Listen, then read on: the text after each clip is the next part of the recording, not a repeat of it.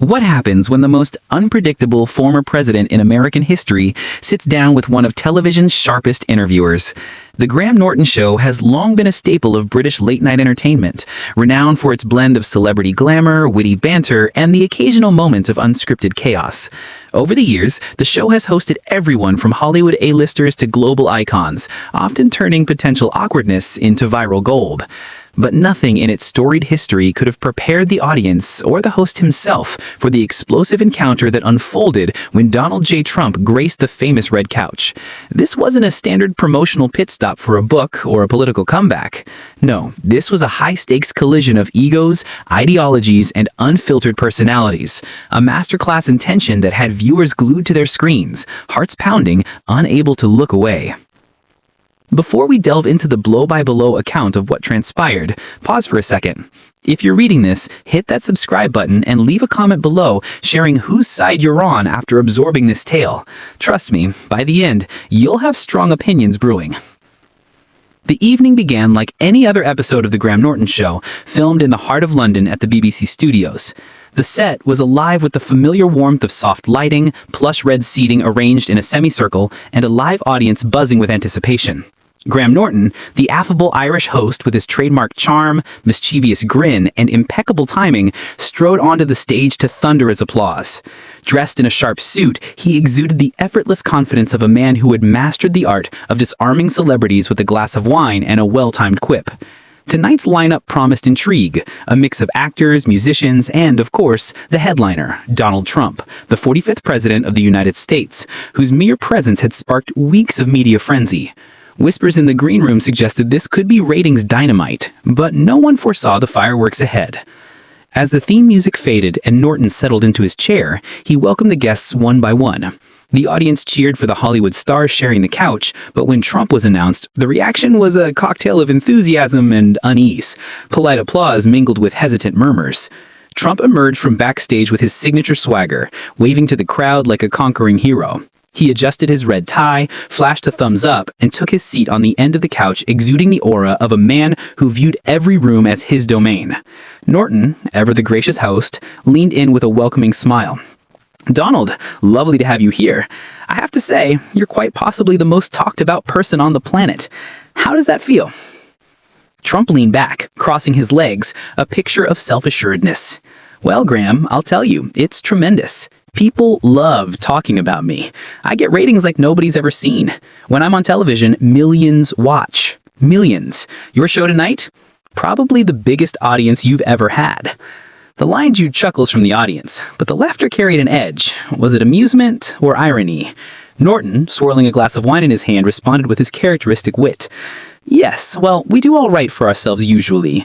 But speaking of ratings and attention, you've certainly had your share of controversial moments. Some might say you thrive on controversy." The former president's expression shifted subtly, his eyes narrowing as he leaned forward. "I don't thrive on controversy, Graham. I thrive on winning. I thrive on being right. Sometimes being right makes people uncomfortable. That's not my problem. That's their problem." The studio air thickened, the audience sensing the undercurrent of defensiveness. Norton nodded thoughtfully, his smile unwavering. "Interesting. So when you said that thing about... what was it? Let me remember. Ah, yes. When you suggested that certain countries were, how did you put it, not sending their best people. Were you being right, or were you being controversial?" The question landed like a subtle jab, and the room's temperature seemed to drop. Trump's jaw tightened, his face a mask of controlled irritation. "I was being honest, Graham. Something that people in your business seem to have forgotten how to be. I say what everyone else is thinking. That's why people love me." Norton's response was swift and pointed, his Irish lilt adding a layer of playful skepticism. "Do they, though? Love you, I mean. Because I've seen some rather large crowds of people who seem to feel quite differently. In fact, when you visited London, there was that rather famous balloon, wasn't there?" The mention of the infamous Trump baby blimp, a giant inflatable caricature that had floated over London during his 2018 visit, elicited nervous titters from the audience. This was the spark, the moment that ignited the powder keg. Trump's demeanor darkened instantly, his voice sharpening. That balloon was made by losers. Sad, pathetic people who have nothing better to do than make balloons because they can't win elections. I won. They lost. The balloon was tiny, by the way. The media made it seem huge, but it was small. Very small. Norton, clearly relishing the exchange, leaned back with a grin. Small, Donald. It was rather large, actually. I saw it myself. Quite impressive in its own way. But let's move on, shall we? I'm curious about your relationship with the truth. You've been fact-checked more than perhaps any public figure in modern history. Does that bother you? The challenge was direct now, and Trump's volume rose in response. Fact-checkers are fake news, Graham. They're biased. They have an agenda. When I say something, it's true. When they say I'm wrong, they're wrong. It's very simple. I have the best information. I know more than almost anyone about almost everything. Norton, to his credit, remained the epitome of composure, his eyebrows arching in mock surprise. More than almost anyone about almost everything? That's quite a claim. So you'd know more about, say, British politics than someone who lives here.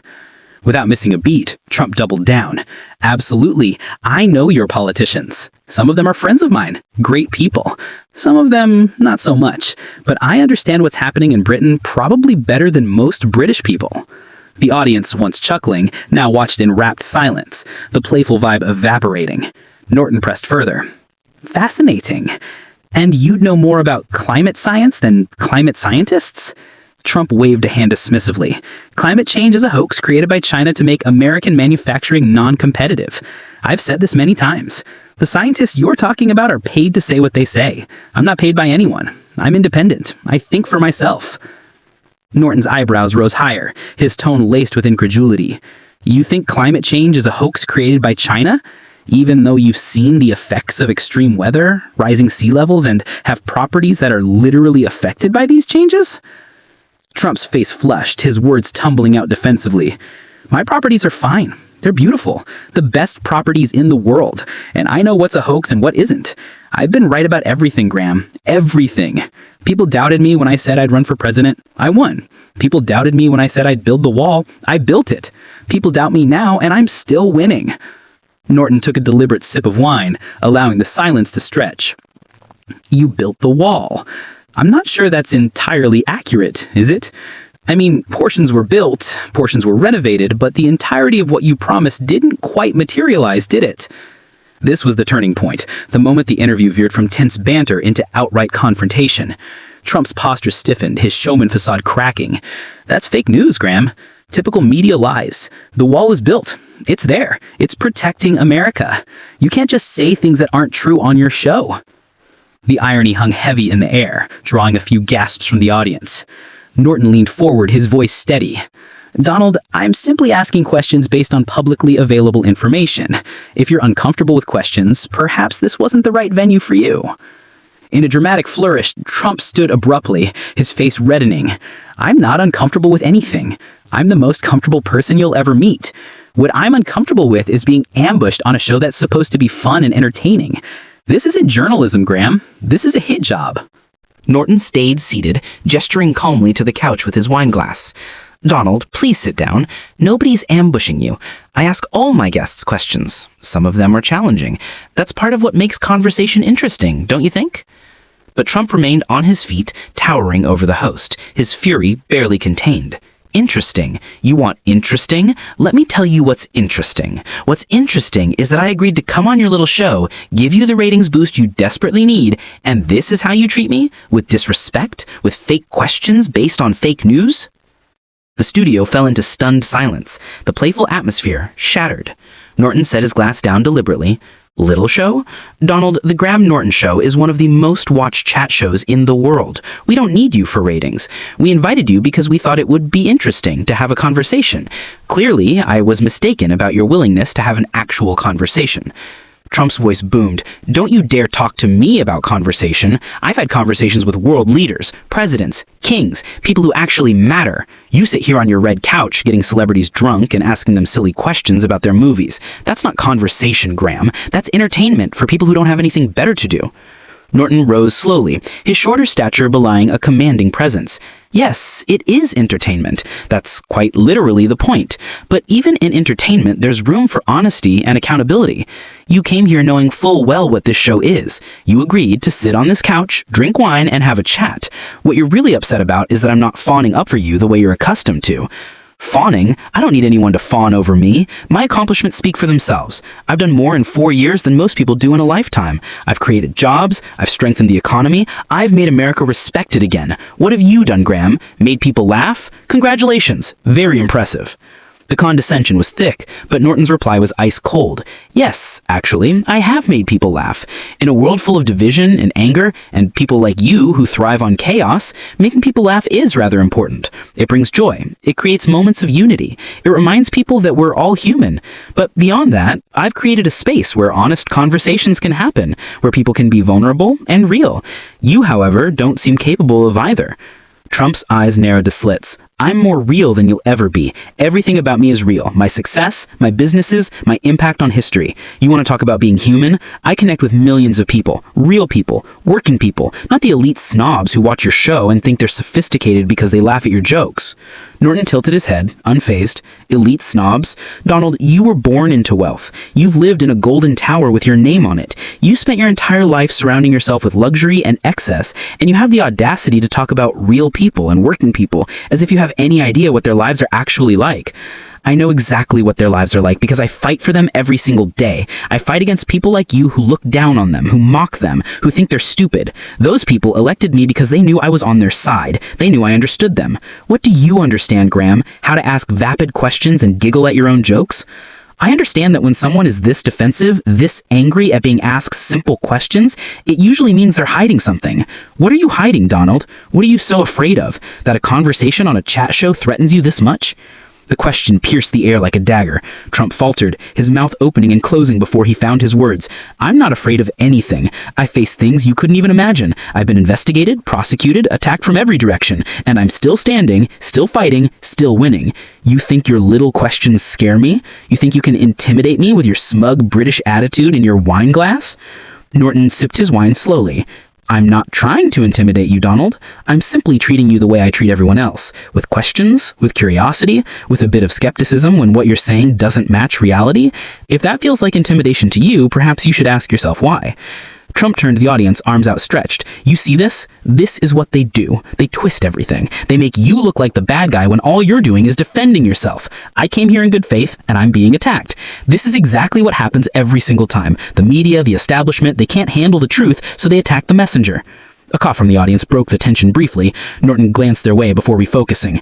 Donald, literally nobody is attacking you. I asked you about things you've said publicly, decisions you've made publicly, and you've responded by insulting me, insulting the show, insulting the audience, and playing the victim. Do you not see how absurd that is? Trump shook his head in disbelief. Absurd? I'll tell you what's absurd. What's absurd is that I have to sit here and be lectured by a talk show host about reality. You live in a bubble, Graham. A nice, comfortable bubble where nothing you say or do has real consequences. I live in the real world, where decisions matter, where actions have weight. You wouldn't last a day in my world. Norton's smile returned, genuine and reflective. Yes, you're absolutely right. I wouldn't last a day in your world because your world is exhausting. It's constant conflict, constant drama, constant need for validation and attention. My world, this world, is about connection and laughter and finding common ground. And yes, sometimes it's about holding people accountable when they say things that are demonstrably false or harmful. If that's too much for you, then perhaps you're right. Perhaps this wasn't the right venue. Trump snatched his jacket from the couch, his movements jerky with rage. You know what, Graham? You're right about one thing. This isn't the right venue. This is a waste of my time. I thought maybe we could have a real conversation, but you're just like all the rest. You have your agenda, your narrative, and nothing I say will change that. So I'm done. I'm not going to sit here and be disrespected on national television. Norton's tone softened, almost gentle. The only person who's been disrespectful tonight is you. But if you want to leave, nobody's stopping you. The door's right there. Trump stared at him, knuckles white on his jacket. The studio held its breath, cameras capturing every nuance of the standoff. Norton broke the silence first. You know, Donald, I've interviewed hundreds of people on this couch. Actors, musicians, politicians, activists, people from every walk of life. Some of them have done things they're not proud of. Some of them have made mistakes. But the ones I respect most are the ones who can acknowledge that, who can sit here and have a real conversation without needing to be right about everything. That takes strength, real strength, not the kind you project, but the kind that comes from being secure enough in yourself to be questioned. Trump's jaw clenched tighter. Don't you lecture me about strength. You have no idea what strength is. Strength is standing up to an entire system that wants to destroy you. Strength is fighting back when everyone tells you to quit. Strength is not backing down, not apologizing, not giving them what they want. Norton nodded slowly. But what if what they want is just honesty? What if people aren't out to destroy you? They're just exhausted by the constant need for everything to be a battle. What if you could just sit down, have a glass of wine, and talk like a normal person without turning it into a war? Trump barked a harsh, humorless laugh. A normal person? Graham, I'm not a normal person. I've never been a normal person. Normal people don't become president. Normal people don't build empires. Normal people don't change the world. And yes, that means I don't do things the normal way. I don't sit here and play nice when I'm being attacked. Norton set his glass down with a soft click. But that's just it, Donald. You're not being attacked. That's what you're not understanding. Being questioned isn't the same as being attacked. Being held accountable isn't the same as being persecuted. The fact that you can't tell the difference is actually quite revealing.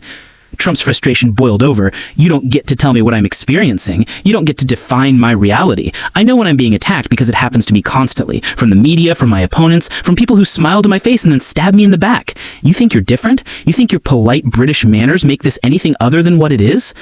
Norton stepped closer, his voice gaining gravity. What exactly do you think this is, Donald? Because from where I'm standing, this is a man who's so used to people either worshipping him or hating him that he's completely forgotten how to have a normal human interaction.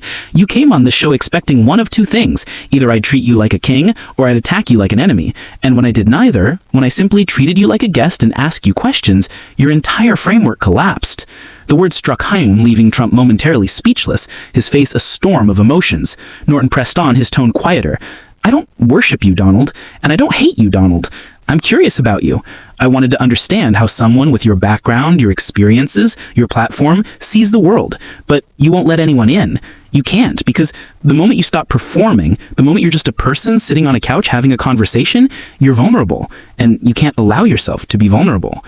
Trump's response was tight, emotional. Vulnerability is weakness. In my world, you show weakness and you're done. Finished. People smell blood in the water and they destroy you. So no, I don't do vulnerable. I do strong. I do winning. I do fighting. That's how you survive. Norton's expression softened. But, Donald, you're not in your world right now. You're in mine.